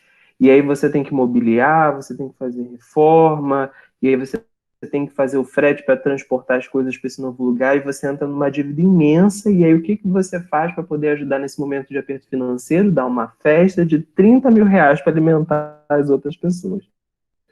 Então, a vida de casado, né, essa vida para você conseguir casar é muito cara, né? E aí, cada vez mais para você atingir esse orçamento mais tarde por conta disso. E aí, para casar mais cedo, elas já não têm a casa própria, elas já vão morar de aluguel, elas já desistem de fazer festa, e elas já vão abrindo mão de algumas coisas, já casa, faltando um monte de coisa dentro de casa, né, e tal. Casa só no civil. Tudo isso para baratear, né? E ainda assim, muitas vezes demora muito a casar. Eu, por exemplo, estou com 27 anos, não consegui casar por falta de grana, né? Fé em Deus que agora, no comecinho agora de 2021, ali em janeiro, fevereiro, não sei, tenho que conversar com o Thaís depois, a gente casa, né? Mas olha quanto tempo vai levando, quanto isso vai esticando, né, esses prazos. E aí os casais têm três opções, né, baseado nesse problema de você ter que juntar muito dinheiro. Primeiro, se abster sexualmente e esperar até ter o dinheiro necessário, ou seja, sofrer, né? Você não transa, não casa, junta dinheiro, leva um tempão e aí só quando der, seja feliz para sempre. E é uma grande dificuldade, né? Opção 2, ter uma vida sexual pecaminosa e secreta até casar, ou seja, você está vivendo como se fosse casado, mas ninguém sabe disso, e até que o momento que você consegue, você casa e o pecado deixa de ser pecado. Muita gente acaba fazendo isso também, porque não aguenta esperar, aquela coisa toda, não sei o quê. Ou então a terceira opção, se casa às pressas. Sabe aquela pessoa que o importante é não estar em pecado, e aí vai morar embaixo da ponte, né, com meia dúzia de trapo e comer miojo. E aí você tem essas três opções. As três são muito difíceis porque nas três você tem algum nível de sofrimento, de culpa, de pecado, de alguma coisa que você vai acabar se envolvendo e raramente você vai conseguir casar cedo, com dinheiro, com tudo certinho, né? E aí qual o problema de cada uma das opções? Acho que eu meio que respondi. Eu queria perguntar para vocês como achar um equilíbrio entre elas. Existe uma forma de você casar é, sem tanto sofrimento, sem pecar, sem ser às pressas? Como que a gente consegue achar um equilíbrio? Até quero ouvir vocês, que eu estou precisando de mais dicas. O que vocês acham? Tem como achar um equilíbrio aí entre essas coisas?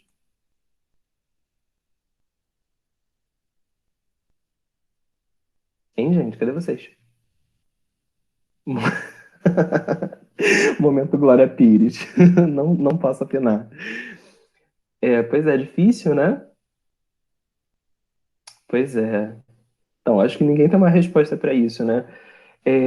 Assim, uma coisa que eu tava reparando e que a Natália colocando aqui que não vê como ter um equilíbrio. Então, gente, uma coisa que eu fiquei pensando é o seguinte: a gente tem prioridade na vida, né? Tem gente que quando faz do casamento a prioridade, a pessoa casa antes de fazer faculdade, antes de vários outros sonhos, né? Ela coloca o casamento como o maior sonho da vida, ela passa a vida dedicando para aquele sonho de casar. Então, essa pessoa normalmente acaba casando cedo, ela consegue casar cedo, porque ela focou todos os esforços naquilo. Por exemplo, eu foquei na minha carreira, porque eu sabia que se eu ia ver o dinheiro cair na conta e eu não ia ter coragem de voltar a ser estudante outra vez. Então, eu sabia disso. Então, eu comecei a estudar. Então, eu fiz faculdade. Eu queria terminar logo os meus estudos, eu queria acabar tudo que eu tinha que estudar cedo, rápido, por isso que eu fiz as coisas. Entendeu? Então, isso foi, gente, quer fazer não sei o quê. Então, aquela pessoa viaja, mas não necessariamente vai ter faculdade, vai ter outras coisas. Tem gente que quer abrir o próprio negócio, de repente não vai estudar, não vai casar, mas a prioridade é abrir seu próprio negócio. Eu até coloquei isso no Facebook esses dias, né? Então, às vezes, a gente demora mais a casar porque o casamento não é a nossa prioridade. E não tem problema, tá? Se você tem outras prioridades, você tem que estar em paz com isso. Não é porque o seu amigo casou com 22 que você tem que casar com 22. Né? Então, essa é uma grande dificuldade na nossa cabeça. A gente se compara muito com os outros. Eu vejo isso. Segunda coisa, a gente tem aquela pressa muito sexual das coisas. A gente quer ter uma vida sexual. E de onde que essa pressa sexual vem? Porque a gente normalmente alimenta esse desejo sexual na nossa cabeça, com conversas sobre baixaria, com séries da Netflix que tem muito erotismo, com pornografia propriamente dita. Então, todo esse estímulo visual e essa coisa toda que a gente assiste gera na gente uma expectativa de viver aquelas coisas, e aí você fica frustrado porque o tempo está passando. Então, quanto menos uma pessoa se alimenta com essas coisas, menos angústia ela sente por estar esperando, né?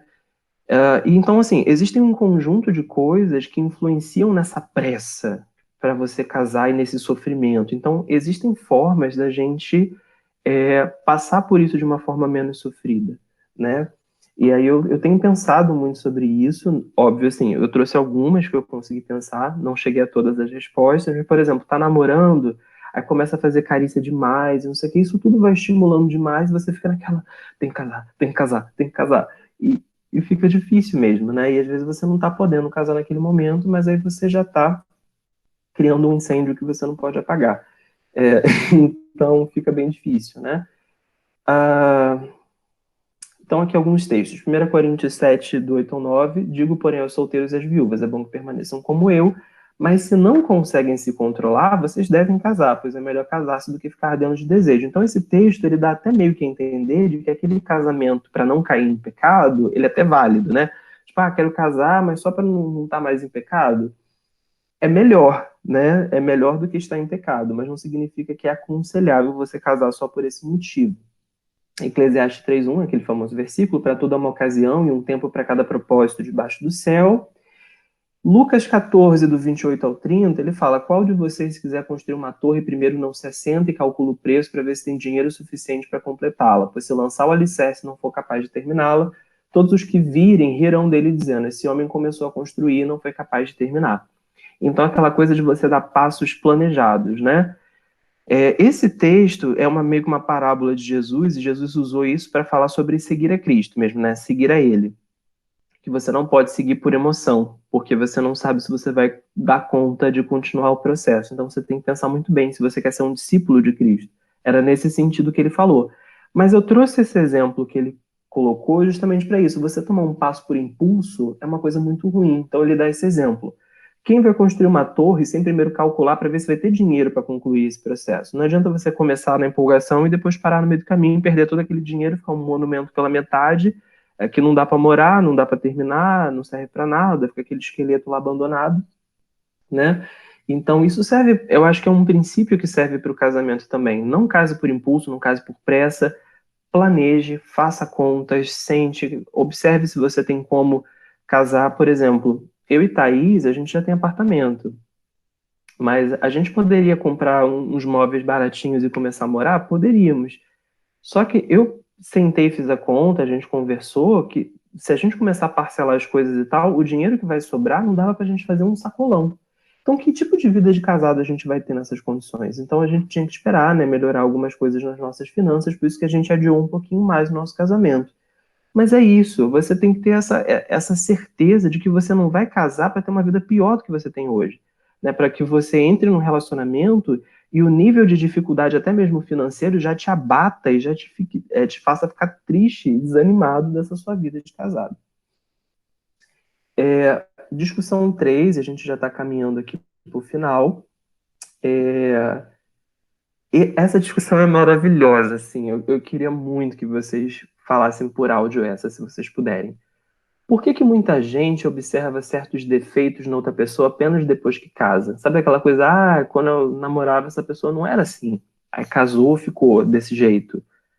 E eu queria perguntar, as pessoas mudam para pior depois que casam? E a terceira pergunta, as pessoas casam na esperança de que o casamento melhore o comportamento da outra em algumas áreas? E se sim, isso funciona? Eu vi uma frase que falava o seguinte, o homem se casa torcendo para que a mulher nunca mude, mas ela muda. E a mulher se casa esperando que o homem mude, mas ele não muda. O que vocês acham dessas coisas? Conta para mim.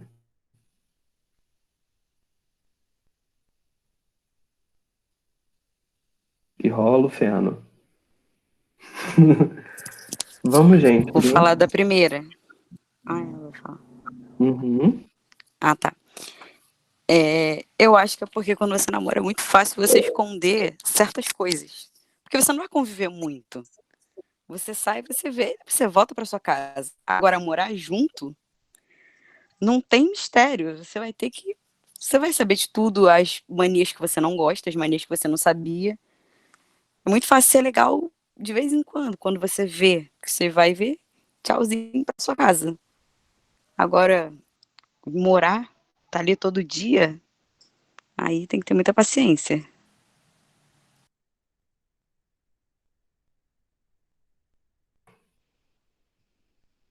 Mais alguém?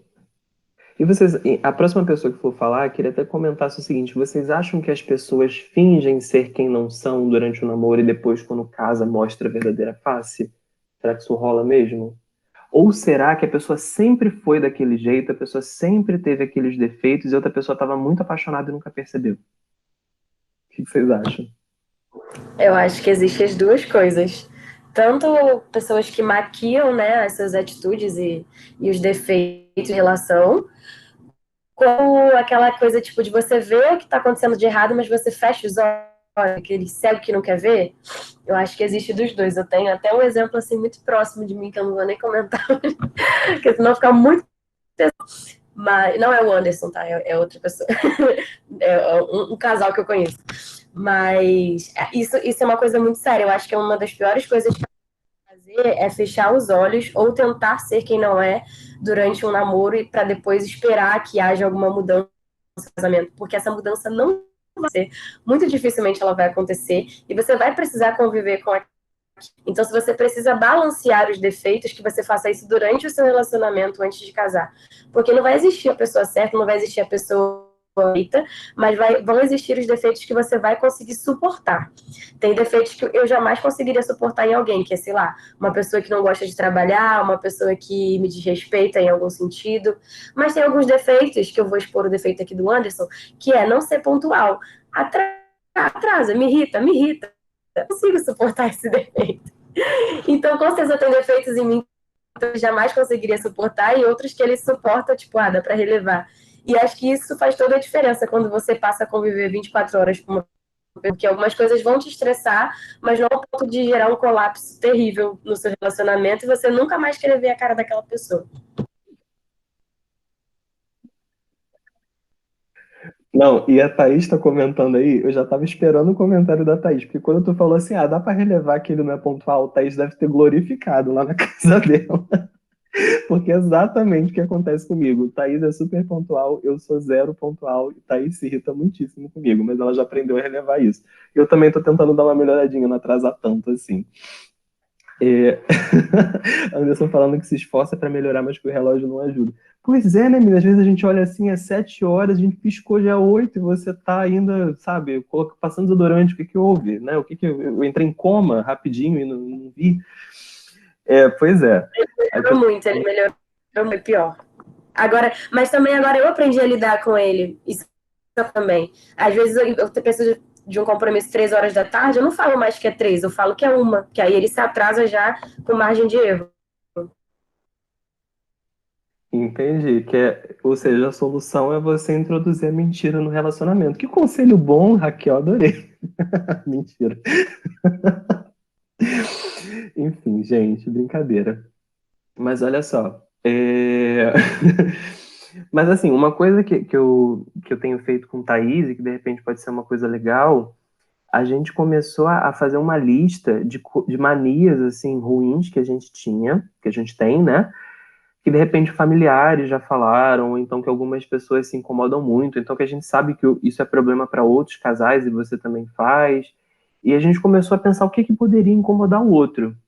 E a gente fez essa lista e começamos a conversar, né, entre a gente, né, eu e Thaís, e a gente começou a apontar, olha, eu faço isso e isso e tal.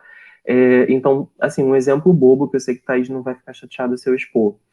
Aqui em casa, a gente sempre almoçou à mesa, né, todo mundo sentado à mesa, todo mundo comendo no mesmo horário, e essa não foi muito a cultura dela. Ela, tipo assim, almoçar em frente à TV, no quarto, cada um no horário, assim, isso não era uma regra para eles lá, né, não tinha tanta... Isso não era tão pesado aqui, não. Aqui era uma coisa muito séria. Ficava até um clima chato, assim. Se, vamos almoçar? Não, já almocei. Quê? Como assim você não me esperou? né? Aqui em casa isso era um pouco mais difícil, assim. Então a gente começou a listar, assim, o que que era importante para um, para outro e tal. E a gente começou a conversar, e eu comecei a descobrir coisas que incomodavam a Thaís e que eu fazia, isso antes de casar. Então eu acho isso muito importante, porque eu agora estou aqui em casa, solteiro ainda, né, não casei, mas já estou trabalhando para melhorar certas coisas que eu sei que quando eu for casar podem incomodar a Thaís e vice-versa, né? Então a gente começou a conversar sobre isso. E eu acho uma coisa muito, muito saudável e muito importante de fazer.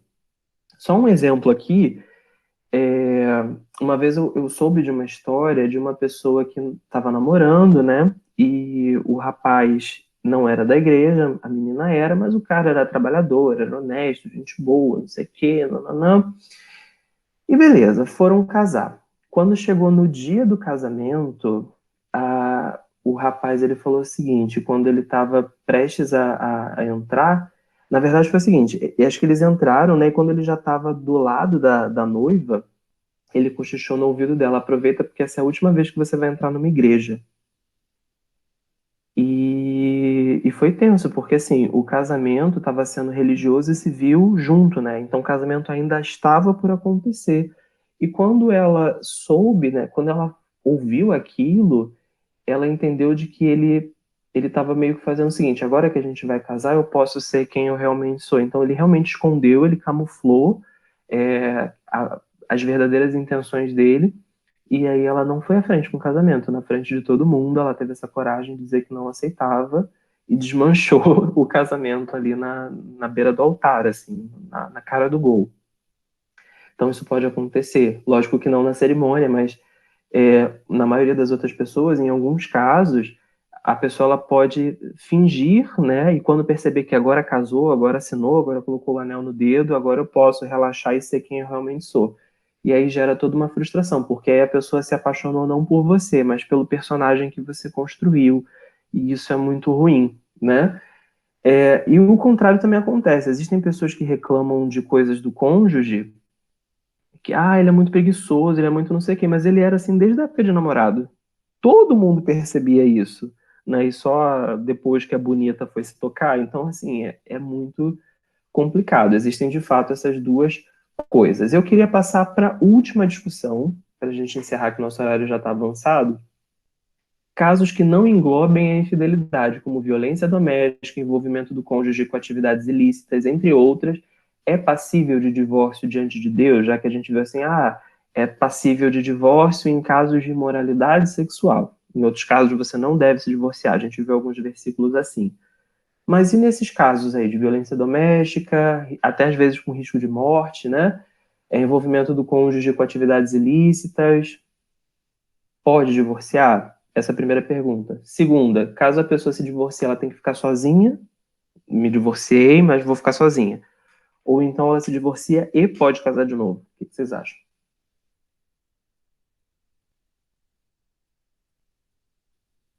Raquel falando que sim para as duas perguntas. Quem mais?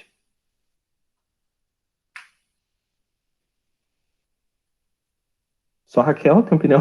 Cadê o resto do pessoal, gente? O que vocês acham? Anderson falando que também acha que sim. Natália, o que você acha? Thaís também. É difícil isso, porque, sim, obviamente a pessoa não vai aceitar isso. Mas, sei lá, tipo, a pessoa sempre foi assim, você já casou com ela e, tipo assim, desde o namoro ele já era meio agressivo com você, já era meio errado. Sei lá, mas eu acho que tem que se separar sim. E pra segunda, ai, essa segunda é complicada. Havendo divórcio. Eu acho que pode também. Eu acredito, né, que sim. Espero. Espero, tô torcendo. Tá preocupada. Então, a Thaís, ela colocou que acha que sim também. Obrigado aí a todo mundo que comentou. Então, gente, a gente não tem versículos para isso, mas é óbvio, né? Se você está num risco de morte, você não vai ficar lá só para se manter casado, né? Se aquela pessoa está se envolvendo em atividades ilícitas e você sabe, se você continua com aquela pessoa, você não cúmplice, inclusive você pode ser preso, né?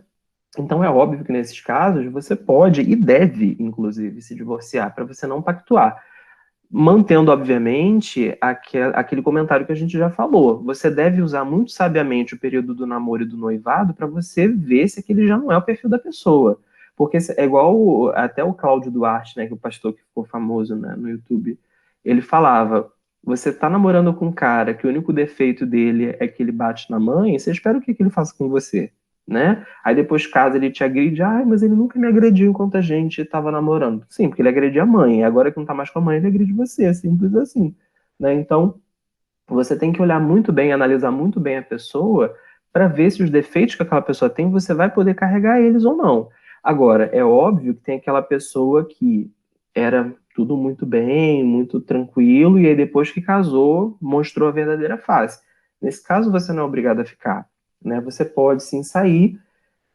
E sobre a questão de casar-se de novo, sabe até aquela história dos rabinos que começaram a julgar situações novas onde o divórcio poderia ser permitido, onde ele poderia ser barrado, que não estavam na lei de Moisés?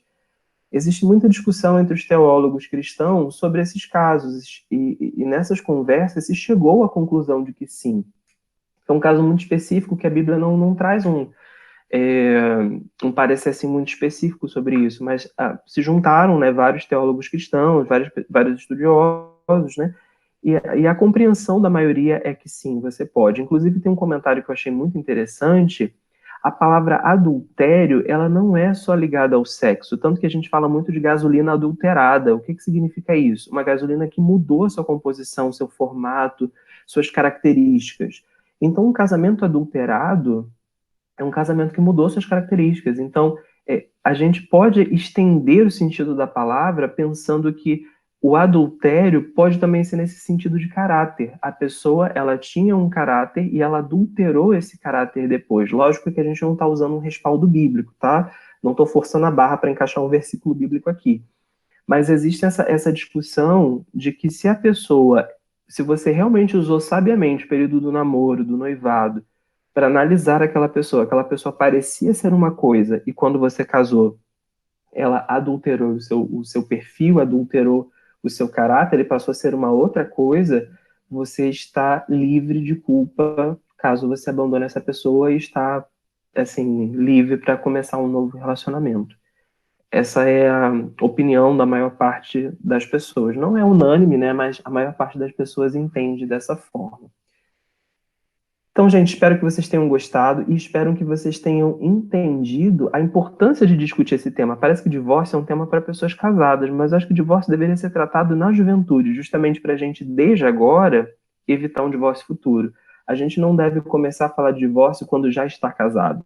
A gente tem que falar de divórcio quando está solteiro, quando está namorando, quando está noivo, justamente para você prevenir um divórcio futuro, para que ele não aconteça. Deus fez o casamento para ser para sempre, então já que ele é para ser para sempre, que você tenha muita certeza de com quem você vai formar esse laço, que você use com muita sabedoria o tempo que você tem de relacionamento para avaliar se aquela pessoa é mesmo de Deus para você ou não, de você ter sempre o cuidado de buscar entre o povo de Deus uma pessoa para você. Eu sei que isso é muito caso de intolerância, só quer casar com gente da mesma fé, vocês são muito intolerantes, mas é porque tem mais chance de dar certo, são menos problemas, os dois caminhando no mesmo propósito, na mesma direção, e a gente entende que essa é a vontade de Deus para nós. Então eu finalizo com um versículo que a gente sempre traz, portanto, quer comais, quer bebais, ou façais qualquer outra coisa, fazei tudo para a glória de Deus. Então, eu finalizo por aqui. Obrigado a todo mundo que participou. Um grande abraço para vocês, um grande abraço para vocês que estão aí no YouTube. Inclusive, deixa nos comentários o que você achou, né, a sua opinião sobre essas discussões que a gente trouxe. Curte esse vídeo, compartilha com as pessoas que você conhecer. Continue acompanhando aí os nossos estudos e até a próxima, pessoal. Um grande abraço.